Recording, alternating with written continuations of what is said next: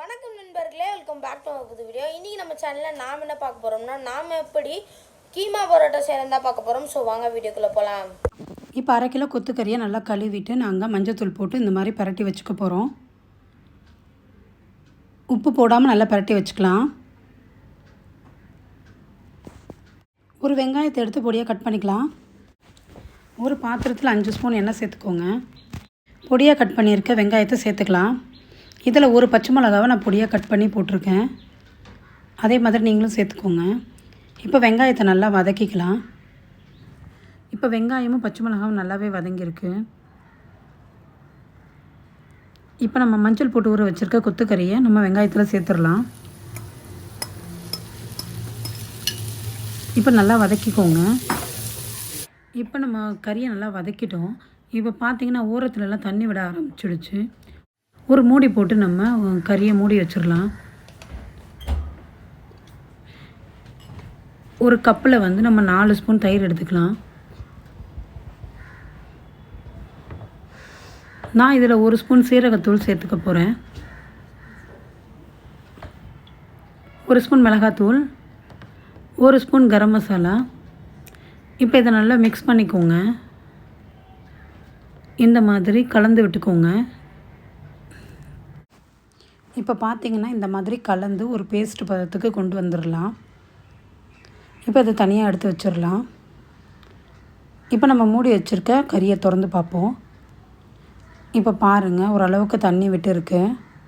நான் 1 ஸ்பூன் இஞ்சி பூண்டு பேஸ்ட் எடுத்து வச்சுருக்கேன். அதை நம்ம கறியில் சேர்த்துக்கலாம். இப்போ இதை நல்லா வதக்கிக்கோங்க. இதில் பச்சை வாசனை இருக்கக்கூடாது, நல்லா வதக்கிக்கோங்க.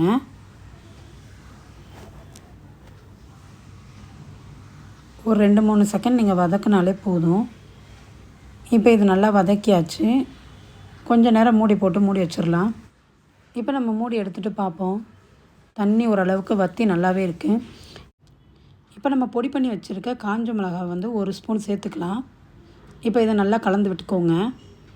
அடுத்து நம்ம 1 ஸ்பூன் வந்து மாங்காய் தூள் சேர்க்க போகிறோம். ஏன்னா நம்ம தக்காளி இதில் சேர்க்க போகிறது கிடையாது. அதுக்காக கொஞ்சம் புளிப்பு தேவை. அதுக்கு நம்ம மாங்காய் தூள் சேர்த்துக்க போகிறோம். இப்போ மாங்காய் தூளை நல்லா வதக்கி விட்டுக்கலாம். இப்போ நம்ம தயிரில் கலந்து வச்சுருக்க மசாலா தூள் எல்லாத்தையுமே நம்ம கறியில் சேர்த்துக்கலாம். இப்போ பார்த்திங்கன்னா நம்ம மசாலாவும் கறியும் நல்லா சேர்ந்துடணும். அந்தளவுக்கு நீங்கள் நல்லா இதை வதக்கி விட்டுக்கோங்க. நீங்கள் வதக்கி விடும்போது ஆயிலெலாம் நல்லா மேலே வர ஆரம்பிச்சிடணும். அந்த மாதிரி நீங்கள் நல்லா வதக்கி விட்டுக்கோங்க.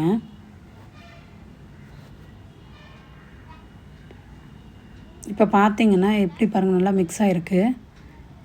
இந்த மாதிரி அழுத்தி அழுத்தி நீங்கள் நல்லா மிக்ஸ் பண்ணிக்கோங்க. இப்போ கிண்ணத்தில் மிச்சம் இருக்க மசாலாஸில் இந்த மாதிரி தண்ணி ஊற்றி நல்லா நம்ம இதை கழுவி எடுத்துக்கலாம். இப்போ நம்ம கறியை வதக்கிட்டு இருக்கோம் இல்லைங்களா, இந்த கறியில் வந்து இந்த தண்ணியை ஊற்றி தான் நம்ம கறியை வேக விட போகிறோம். அளவுக்கு அதிகமாக தண்ணி ஊற்றக்கூடாது, கொஞ்சம் தண்ணியில் தான் கறியை வேக விடணும். இப்போ அந்த கிண்ணத்தில் இருக்க தண்ணியை நம்ம கறியில் சேர்த்துடலாம். இந்த மாதிரி சேர்த்துக்கோங்க. இன்னும் கொஞ்சம் தண்ணி கூட ஊற்றிக்கலாம். கொஞ்சமாக, ரொம்பலாம் இல்லை, கொஞ்சமாக தண்ணி ஊற்றிக்கணும். போதும், இவ்வளோ தண்ணி போதும். இப்போ மூடி போட்டு நம்ம கறியை மூடி வச்சிடலாம். இப்போ அடுப்பை சிம்மில் வச்சுட்டு ஒரு 10 நிமிஷம் நம்ம கறியை வேக விட்டுடலாம். இப்போ நம்ம சப்பாத்தி செய்ய போகிறோம். அதுக்கு ஒரு பவுலில் கோதுமை மாவு சேர்த்துக்கலாம். தேவையான அளவு உப்பு சேர்த்துக்கோங்க. இப்போ கொஞ்சம் கொஞ்சமாக தண்ணி ஊற்றி நல்லா இதை பிணைஞ்சிக்கலாம். நீங்கள் சப்பாத்திக்கு எப்படி மாவு பிணைவீங்களோ அந்த மாதிரி பிணைஞ்சிக்கோங்க. கொஞ்சம் கொஞ்சமாக நான் தண்ணி ஊற்றி மாவு பிணைஞ்சிக்கிட்டு இருக்கேன்.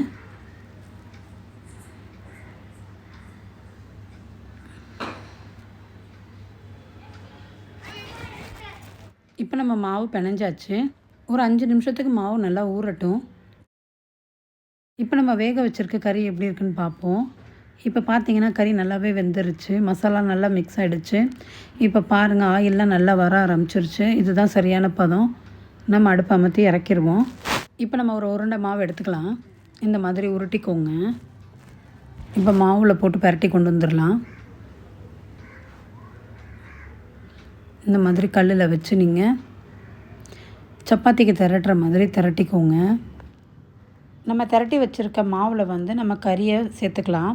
நான் கொஞ்சம் கறி அதிகமாகவே வச்சுக்கிறேன். நீங்கள் ஃபஸ்ட் டைம் செய்கிறதா இருந்தால் கொஞ்சம் கறி கம்மியாகவே வச்சு செய்யுங்க. கறி அதிகமாக வச்சிங்கன்னா மடிக்க உங்களுக்கு வராது. இப்போ பாருங்கள், இந்த மாதிரி 4 பக்கமும் நல்லா மடிச்சுக்கிறலாம். இப்போ மாவில் பரட்டி கொண்டு வந்துடலாம். நம்ம சப்பாத்தி திரட்டுற கட்டையில் இப்போ நம்ம சப்பாத்தி போல் திரட்டிக்கலாம். ரொம்ப அழுத்தி பண்ணாதீங்க, இல்லைன்னா கறியெல்லாம் வெளியே வந்துடும். இப்போ நம்ம நல்லாவே திரட்டியாச்சு. இப்போ நம்ம சப்பாத்தி கல்லில் போட்டு நல்லா சுட ஆரம்பிச்சிடலாம். இந்த மாதிரி அழுத்தி அழுத்தி விட்டுக்கோங்க. இப்போ திருப்பி போட்டுக்கலாம். பாருங்கள், ஒரு பக்கம் நல்லா வெந்திருக்கு. இப்போ இதுக்கு ஆயில் கொஞ்சம் அதிகமாக தான் நம்ம ஊற்றணும், அப்போ தான் ரொம்ப டேஸ்ட்டாக இருக்கும். நான் கொஞ்சம் ஆயில் அதிகமாகவே ஊற்றிருக்கேன். இந்த மாதிரி அழுத்தி அழுத்தி விட்டுக்கோங்க. இப்போ பார்த்தீங்கன்னா இவ்வளோ அழகாக வெந்திருக்கு பாருங்கள். நீங்கள் சாப்பிடும்போது ரொம்ப டேஸ்ட்டாக இருக்கும். இப்போ நம்ம கீமா பராட்டா ரெடி ஆகிடுச்சு. இப்போ நம்ம எடுத்து ஒரு பிளேட்டில் சர்வ் பண்ணலாம். இப்போ நம்ம எல்லா பராட்டாவும் நல்லா சுட்டாச்சு. இப்போ பாருங்கள், இதை வந்து நீங்கள் புதினா சட்னி வச்சு சாப்பிட்லாம், இல்லைனா மயோனைஸ் வச்சு கூட நீங்கள் சாப்பிட்டுக்கலாம். இந்த வீடியோ பார்க்குற இந்த வீடியோ உங்களுக்கு பிடிச்சிருக்குன்னு நினைக்கிறேன். பிடிச்சிருச்சுன்னா மறக்காம சேனல் லைக் ஷேர் மட்டும் சப்ஸ்கிரைப் பண்ணிக்கோங்கப்பா. பக்கத்துக்கு பெல் ஐகான் கிளிக் பண்ணிக்கோங்க. அடுத்த ஒரு இன்ட்ரெஸ்டிங்கான டேஸ்டான வீடியோவில் நான் உங்களை பார்க்குறேன். பாய்.